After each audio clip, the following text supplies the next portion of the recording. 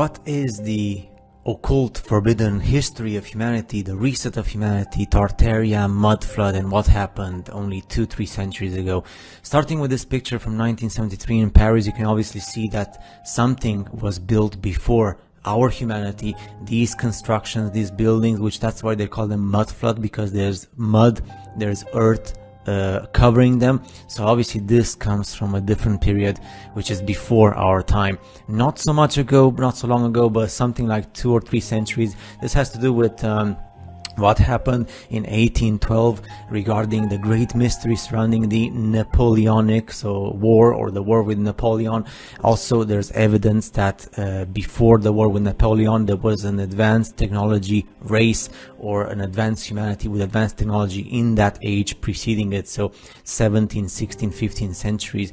Pictures around the world, not just in Russia, but everywhere, they show you that mud flood is real. The evidence that Tartaria and mud flood existed. Old buildings show signs of being mud flooded. Something happens, someone or something reset humanity, and these buildings that you see right now are just the construction that they were built over on top of what we had before, and the humanity that lived before our time.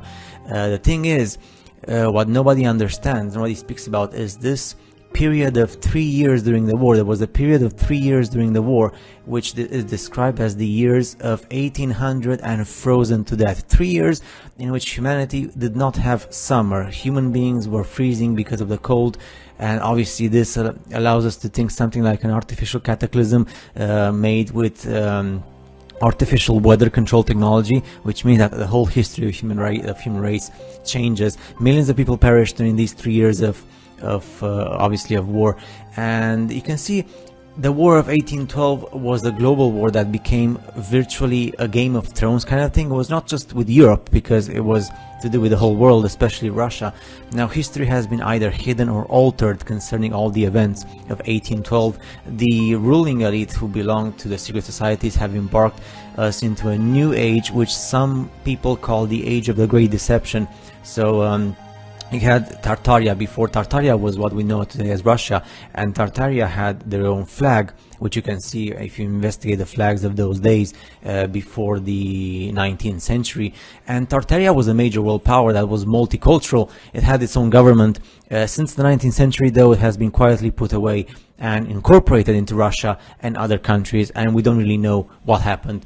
The color-coded map you see on the screen, which dates back to 1652, it's based on the Gregorian calendar, and Tartaria was Asia, including also India and China, and also shows Tartaria controlling all of North America, even Central America. There's a growing consensus that the Great Wall of China was not built by the Chinese, but built by Tartaria, and is much newer in construction, based on the maps predating the 1600s. The Great Wall of China has fortifications and gates facing north towards Tartaria and not south towards China, which means that the Tartarians built this wall to protect themselves against certain invasions from the south. Marco Polo, the famous explorer, never once mentioned the wall during his trips, and he's likely that this wall was built when Tartaria was in decline to help keep the people out who were invading at some point from the south. Now, there's also a consensus that many of the Indian nations and the Indian tribes of America are descendants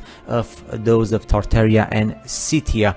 There's also a common theme with the age that preceded the War of 1812, and some refer to it as the Old World Order, or the Golden Age of Christianity.